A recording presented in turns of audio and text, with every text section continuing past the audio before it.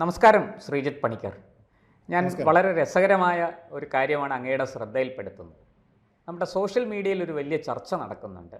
പാലക്കാട് നിന്ന് വിജയിച്ച UDFൻ്റെ കോൺഗ്രസിൻ്റെ ചെറുപ്പക്കാരനായ നേതാവ് ശ്രീ രാഹുൽ മാങ്കൂട്ടത്തിൽ തെരഞ്ഞെടുപ്പിന് ശേഷം, അദ്ദേഹം വിജയിച്ചതിന് ശേഷം വെൽഫെയർ പാർട്ടിയുടെയും SDPIയുടെയും ഒക്കെ ഓഫീസുകൾ സന്ദർശിച്ചു. അപ്പോൾ ഇതിനെക്കുറിച്ച് വലിയ ചോദ്യങ്ങൾ ഉയർന്നു. താങ്കൾ എന്തുകൊണ്ടാണ് അവിടെ പോയത്? ഇത് പിണറായി വിജയൻ അടക്കമുള്ളവർ എതിർക്കുന്ന സംഘടനകളല്ലേ, പിന്നെ എന്തിനാണ് താങ്കൾ അവിടെ പോയതെന്ന് ചോദിച്ചു. അപ്പോൾ അദ്ദേഹം പറഞ്ഞു, ഇതൊന്നും നിരോധിക്കപ്പെട്ട സംഘടനകളല്ല, അത് എല്ലാവരെയും കാണുക, അവരോടെല്ലാം നന്ദി പറയുക, എനിക്ക് വോട്ട് ചെയ്ത ആൾക്കാരോടെല്ലാം നേരിട്ട് കണ്ട് നന്ദി പറയും എന്നൊക്കെയാണ് അദ്ദേഹം മറുപടി പറഞ്ഞത്. അപ്പോൾ സോഷ്യൽ മീഡിയയിൽ ഉയരുന്നൊരു ചോദ്യം, അങ്ങനെയാണെങ്കിൽ താങ്കൾ RSS കാര്യാലയത്തിൽ പോകുമോ? അവിടെയും നന്ദി പറയാൻ താങ്കൾ പോകുമോ? RSS കാര്യാലയം സന്ദർശിക്കുമോ എന്നാണ് ചോദ്യം. ഒരു രാഷ്ട്രീയ നിരീക്ഷകൻ എന്നുള്ള നിലയ്ക്ക് അങ്ങ് ഇതിനെ എങ്ങനെ കാണുന്നു? ഈ ഒരു തെരഞ്ഞെടുപ്പ് നടക്കുന്ന ഘട്ടത്തിൽ തന്നെ SDPI ആർക്കാണ് പിന്തുണ നൽകിയത് എന്നുള്ളത് വളരെ വ്യക്തമായിട്ടുള്ള ഒരു കാര്യമായിരുന്നു. നമ്മളെല്ലാവരും തന്നെ കണ്ടതാണ്. നമ്മുടെ നാട്ടിലുള്ള മാധ്യമങ്ങൾ അത് വലിയ രീതിയിൽ ഉണ്ടായില്ല എങ്കിലും ചെറിയ രീതിയിലെങ്കിലും ചർച്ച ചെയ്യുന്നതുമാണ്. അപ്പോൾ SDPI പലപ്പോഴും തെരഞ്ഞെടുപ്പുകളിൽ അവരുടെ ഏറ്റവും പ്രധാനപ്പെട്ട അജണ്ട എന്ന് പറയുന്നത് തന്നെ അവരുടെ പ്രഖ്യാപിതമായിട്ടുള്ള ഒരു കാര്യം തന്നെയാണ്. അവർ RSS വിരുദ്ധരാണ്, അല്ലെങ്കിൽ BJP വിരുദ്ധരാണ്, അല്ലെങ്കിൽ റൈറ്റ് വിങ് പൊളിറ്റിക്സിന് എതിരായിട്ടുള്ള ആൾക്കാരാണ്. അപ്പോൾ അതുകൊണ്ട് അവരുടെ വോട്ട് സംഘടിതമാക്കിക്കൊണ്ട് അവർക്ക് ഈ റൈറ്റ് വിങ്ങിനെ പരാജയപ്പെടുത്താനായിട്ട് സാധിക്കുമെങ്കിൽ അതിന് ശ്രമിക്കാം എന്ന രീതിയിലത്തേക്ക് ചിന്തിക്കുന്ന ഒരു പാർട്ടിയാണ് SDPI. പോപ്പുലർ ഫ്രണ്ടിൻ്റെ ബന്ധമൊക്കെ തൽക്കാലം അവിടെ നിൽക്കട്ടെ. പക്ഷേ നമ്മൾ ഈ പാലക്കാടിൻ്റെ ചരിത്രം മാത്രമായിട്ട് ഒന്ന് പരിശോധിച്ച് നോക്കിക്കഴിഞ്ഞാൽ, തേജസ് ദിനപത്രം, തേജസ് ആരുടെ പത്രമാണ് എന്നുള്ളത് എല്ലാവർക്കും അറിയാമല്ലോ. തേജസ് പത്രം, അവരുടെ ഓൺലൈനിൽ ഇപ്പോഴും ആ വാർത്തയുണ്ട്. 2021 മെയ് മാസം 3-ാം തീയതി അവർ ഈ ഫലമെല്ലാം 2021 ഫലമെല്ലാം തന്നെ നിയമസഭാ തെരഞ്ഞെടുപ്പിൻ്റേത് വന്ന ശേഷം തേജസ് പത്രം കൊടുത്തിരിക്കുന്ന അവരുടേതായിട്ടുള്ള ഒരു അനാലിസിസ് ആണ്. അതിൽ പറഞ്ഞിരിക്കുന്ന ഭാഗം ഞാനൊന്ന് വായിക്കാം. BJPക്ക് വിജയസാധ്യതയുണ്ടായിരുന്ന മഞ്ചേശ്വരം, നേമം, പാലക്കാട് മണ്ഡലങ്ങളിലെ SDPIയുടെ നിലപാട് നിർണായകമായി. BJPയെ പരാജയപ്പെടുത്താൻ മുന്നണി നോക്കാതെ കൂടുതൽ വിജയസാധ്യതയുള്ള സ്ഥാനാർത്ഥികളെ പിന്തുണയ്ക്കുക എന്ന നിലപാടാണ് SDPI സ്വീകരിച്ചത്. അതിൻ്റെ ഭാഗമായി മഞ്ചേശ്വരത്ത് മുസ്ലിം ലീഗ് സ്ഥാനാർത്ഥി AK മഷ്റഫിനും നേമത്ത് CPM സ്ഥാനാർത്ഥി ശിവൻകുട്ടിക്കും പാലക്കാട് മണ്ഡലത്തിൽ കോൺഗ്രസ് സ്ഥാനാർത്ഥി ഷാഫി പറമ്പിലിനും പിന്തുണ നൽകി. നോക്കുക, ഇതിൽ ഒരു സ്ഥലത്ത് കൊടുത്തിരിക്കുന്ന മുസ്ലിം ലീഗിന്, രണ്ടാമതൊരു സ്ഥലത്ത് കൊടുത്തിരിക്കുന്നത് CPMന്, മൂന്നാമതൊരു സ്ഥലത്ത് കൊടുത്തിരിക്കുന്നത് കോൺഗ്രസ്സിന്. എന്ന് വെച്ചാൽ അവർ ആശയപരമായി ഏതെങ്കിലും ഒരു ഭാഗത്ത് നിൽക്കുന്നു എന്നുള്ളതല്ല, മറിച്ച് അവരുടെ ആശയം എന്ന് പറയുന്നത് BJPയെ പരാജയപ്പെടുത്താനാണ് എന്ന് തേജസ് തന്നെ നമ്മളോട് പറയുകയാണ്. തേജസ് ദിനപത്രം തന്നെ പറയുകയാണ്. അതിൽ തന്നെ അവരതിൻ്റെ ഒരു അവകാശവാദം ഉന്നയിക്കുന്ന രസകരമാണ്. AK മഷ്റഫ് 745 വോട്ടിന് വിജയിച്ച മഞ്ചേശ്വരത്ത് SDPI നിലപാട് തന്നെയാണ് നിർണായകമായത് എന്ന് കണക്കുകൾ വ്യക്തമാക്കുന്നു. എന്ന് വെച്ചാൽ ഇവരുടെ ഒരു പൊളിറ്റിക്സ് എന്ന് പറയുന്നത് ഇത് തന്നെയാണ്. അപ്പോൾ ഇവിടെ പാലക്കാട് നമ്മൾ നോക്കിക്കഴിഞ്ഞാൽ ഇത്തവണയും അവിടുത്തെ മത്സരം എന്ന് പറയുന്നത് BJPയും കോൺഗ്രസും തമ്മിലായിരുന്നു. അപ്പോൾ SDPI കോൺഗ്രസ് അഭ്യർത്ഥിച്ചാലും ഇല്ലെങ്കിലും അവരെടുക്കുന്ന നിലപാടെന്ന് പറഞ്ഞാൽ കൂടുതൽ വിജയസാധ്യതയുള്ള സ്ഥാനാർത്ഥി ആരാണോ അവർക്ക് വോട്ട് ചെയ്യുക എന്നുള്ളതാണ്. ഇനി രണ്ടാമത് നമ്മൾ ഈ പറയപ്പെടുന്ന പോപ്പുലർ ഫ്രണ്ട് കണക്ഷനും അത്തരത്തിലുള്ള കാര്യങ്ങളിലേക്കൊക്കെ വന്നു കഴിഞ്ഞാൽ പലപ്പോഴും രാഷ്ട്രീയമായിട്ട് തന്നെ വിവാദത്തിൽ പെട്ടിരിക്കുന്ന സംഘടനകളാണ് SDPI ആണെങ്കിലും വെൽഫെയർ പാർട്ടി ആണെങ്കിലും.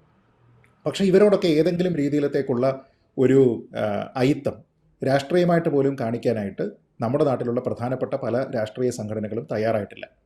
ഇവരുടെയൊക്കെ വോട്ട് സ്വീകരിച്ചിട്ടുണ്ട്. ഇപ്പോൾ നോക്കൂ, നേമം ഇതിൽ പറയുന്നുണ്ട്. നേമത്ത് അവർ കൊടുത്തിരിക്കുന്ന CPMനാണ്.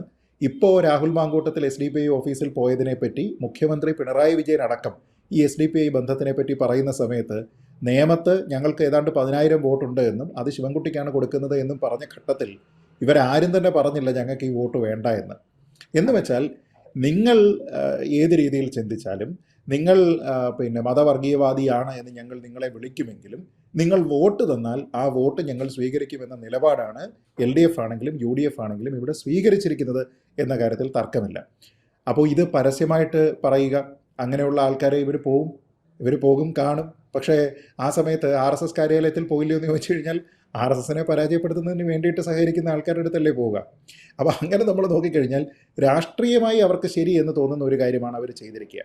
പക്ഷേ ഇനിയുള്ള പ്രധാനപ്പെട്ട കാര്യം നമ്മൾ ഈ പറയുന്നത് പോലെ നിരോധിതമായിട്ടുള്ള PFIയുമായിട്ട് ലിങ്ക്ഡ് ആയിട്ടുള്ള ഒരു സംഘടന, അപ്പോൾ അങ്ങനെയുള്ള ഒരു സംഘടനയുടെ വോട്ട് നേടുന്നത് ശരിയാണോ, അവരുടെ ഓഫീസിൽ പോകുന്നത് ശരിയാണോ, തുടങ്ങിയ കാര്യങ്ങളാണ് കൂടുതൽ ഗൗരവതരമായിട്ടുള്ള ചർച്ചയ്ക്ക് വിധേയമാകേണ്ടത്.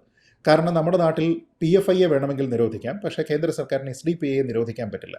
കാരണം SDPI എന്ന് പറയുന്നത് ഇവിടുത്തെ ഒരു തെരഞ്ഞെടുപ്പിലൊക്കെ ഉൾപ്പെടെ മത്സരിക്കുന്ന ഒരു പാർട്ടിയാണ്, ഒരു പൊളിറ്റിക്കൽ പാർട്ടിയാണ്. അപ്പോൾ ആ പൊളിറ്റിക്കൽ പാർട്ടിയുമായി ബന്ധപ്പെട്ട എന്തെങ്കിലും തീരുമാനമൊക്കെ എടുക്കണമെങ്കിൽ അതിന് കേന്ദ്ര സർക്കാരിന് റൈറ്റ് ഇല്ല.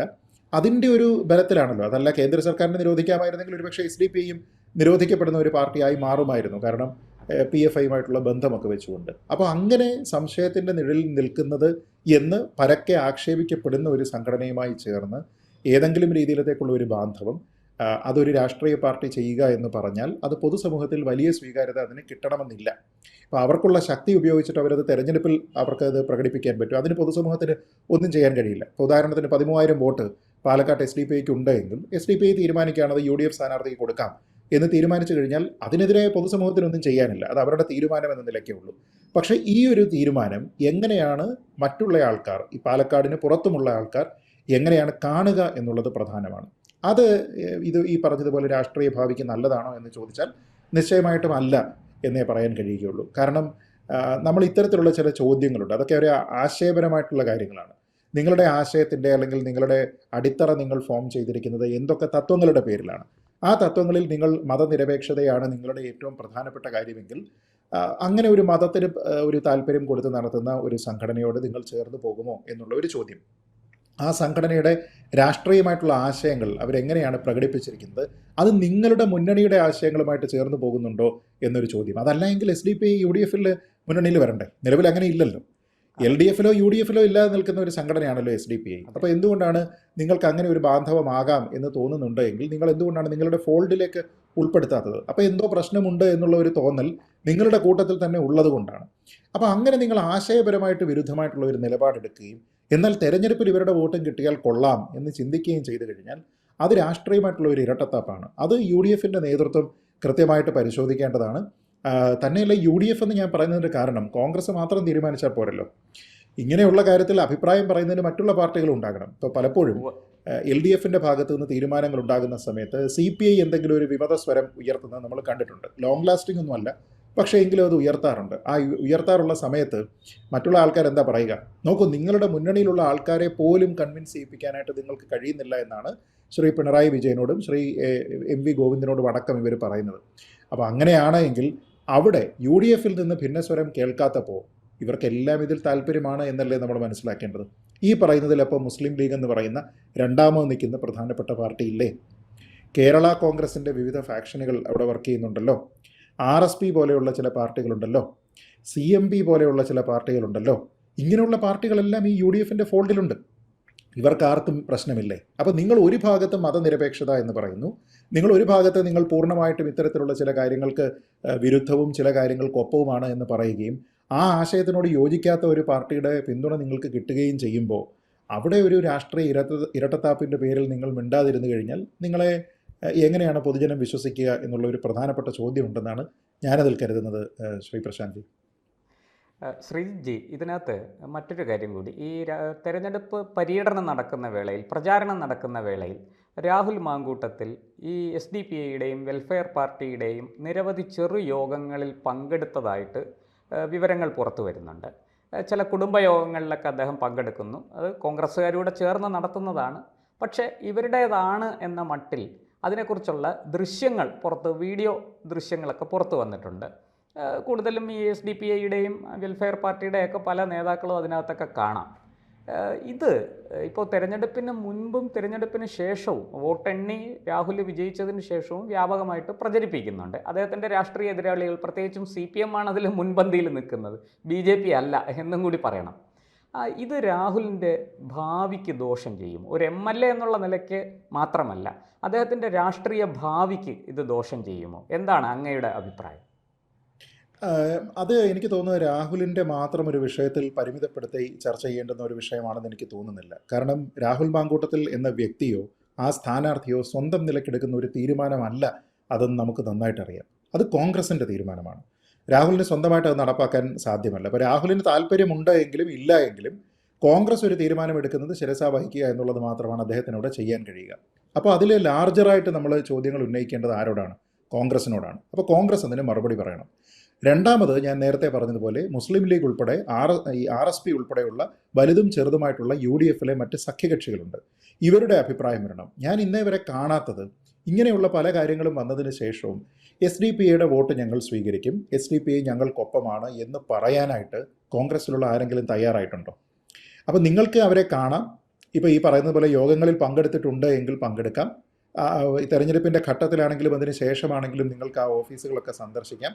അതൊക്കെ ഒരു ഭാഗം. പക്ഷേ ഇത് പരസ്യമായിട്ട് പറയുന്നതിന് നിങ്ങൾക്ക് ബുദ്ധിമുട്ടുണ്ടോ? ഇപ്പോൾ നമ്മൾ ചില കാര്യങ്ങളൊക്കെ നമ്മൾ രഹസ്യമായി ചെയ്യുക. ഇത് എന്താ പറയുക, നമ്മൾ ഈ ബിവറേജസ് കോർപ്പറേഷൻ്റെ ഔട്ട്ലെറ്റിൽ പോയിട്ട് ചില ആൾക്കാർ തലയിൽ മുണ്ടിട്ട് പോയിട്ട് വാങ്ങുക, അല്ലെങ്കിൽ ഹെൽമെറ്റ് വെച്ചിട്ട് പോയി വാങ്ങുക എന്നൊക്കെ പറയുന്നതിന് തുല്യമായിട്ടുള്ള ഒരു രാഷ്ട്രീയ നയം സ്വീകരിക്കുക എന്ന് പറയുന്നത് പരിഹാസ്യമാണ്. നമ്മൾ അങ്ങനെ ചെയ്യാൻ പാടില്ല. നമ്മളവിടെ പോവുകയാണ്, നമ്മൾ വാങ്ങുകയാണെങ്കിൽ വാങ്ങാനായിട്ട് ഞാനിവിടെ പോകുന്നു, ഞാൻ മദ്യപിക്കുന്ന ആളാണ്, മദ്യപിക്കുന്ന ഒരു തെറ്റല്ല എന്നുള്ള ഒരു ചിന്തയിൽ പോയി അവിടെ നിൽക്കണം. അപ്പോൾ മദ്യപിക്കുന്ന ഒരു തെറ്റാണ് എന്നും ഞാൻ മദ്യം വാങ്ങുന്നത് മറ്റൊരാൾ കണ്ടു കഴിഞ്ഞാൽ അത് എനിക്ക് ആക്ഷേപമാണ് എന്നും തോന്നുമ്പോഴാണ്, എന്നാൽ മദ്യത്തിനെ ഒഴിവാക്കാനും കഴിയില്ല എന്ന് തോന്നുന്ന സമയത്താണ് ഈ തലയിൽ മുണ്ടിട്ടോ ഹെൽമെറ്റ് വെച്ചിട്ടോ ഒക്കെ പോകേണ്ടി വരുന്നത്. ആ രീതിയിലത്തെ ഒരു രാഷ്ട്രീയ സമീപനം വന്നു കഴിഞ്ഞാൽ അത് ഒരു സ്ഥാനാർത്ഥിയുടേത് അല്ലെങ്കിൽ ആ ജയിച്ചു വരുന്ന MLAയുടേതെന്നല്ല, ആ മുന്നണിയുടെ തന്നെ മൊത്തത്തിലുള്ള കെട്ടുറപ്പിനെ, ആശയദൃഢതയെ ഒക്കെ തന്നെ സംശയത്തിൻ്റെ നിഴലിൽ നിർത്തും എന്ന കാര്യത്തിൽ യാതൊരു വിധത്തിലുള്ള സംശയവുമില്ല. അപ്പോൾ വരും ദിവസങ്ങളിലാണ് എങ്കിലും ഒരുപക്ഷെ അതിൽ ഏറ്റവും കൂടുതൽ ചോദ്യങ്ങൾ ഉയരുന്നത് കോൺഗ്രസിന് നേരെയായിരിക്കും, കോൺഗ്രസിൻ്റെ ഒപ്പമുള്ള സഖ്യകക്ഷികൾക്ക് നേരെയായിരിക്കും. അതിന് കൺവിൻസിംഗ് ആയിട്ടുള്ള ഒരു മറുപടി അവരുടെ ഭാഗത്തു നിന്ന് ഉണ്ടാകാൻ പ്രയാസമാണ്. അവരെന്താണ് പറയുന്നത് എന്നുള്ളത് കാത്തിരുന്ന് കാണാം. അതെ, തീർച്ചയായിട്ടും നമ്മുടെ മുഖ്യമന്ത്രി പിണറായി വിജയനും LDFും CPM നേതാക്കളും ഒക്കെ വളരെ രൂക്ഷമായ ആക്രമണം ആരംഭിച്ചു കഴിഞ്ഞു. കോൺഗ്രസിനെതിരെ, മുസ്ലിം ലീഗിനെതിരെ ഈ SDPI വെൽഫെയർ പാർട്ടി സഖ്യം കൂടിയിരിക്കുകയാണ്. തീവ്രവാദ ഭീകരവാദ കക്ഷികളുമായിട്ടാണ് ഇവർ കൂടിയിരിക്കുന്നത് എന്ന മട്ടിൽ നല്ല ശക്തമായ ആക്രമണം അഴിച്ചുവിട്ടിരിക്കുകയാണ്. എന്തായാലും നമുക്ക് കാത്തിരുന്ന് കാണാം ഇത് കോൺഗ്രസ്സിനെ അല്ലെങ്കിൽ UDFിനെ ഇതെങ്ങനെയാണ് ബാധിക്കുക, ഇത് ഗുണം ചെയ്യുമോ ദോഷം ചെയ്യുമോ, ഈ രാഷ്ട്രീയ നേതാക്കൾക്ക് ഭാവിയിൽ എന്ത് സംഭവിക്കും എന്നുള്ള കാര്യങ്ങളൊക്കെ നമുക്ക് കാത്തിരുന്ന് കാണാം. ശരി. കൂടുതൽ വാർത്തകളും വിശേഷങ്ങളും നിങ്ങളിലേക്ക് എത്താൻ ABC മലയാളം സബ്സ്ക്രൈബ് ചെയ്യുക, ബെൽ ബട്ടണും അമർത്തുക.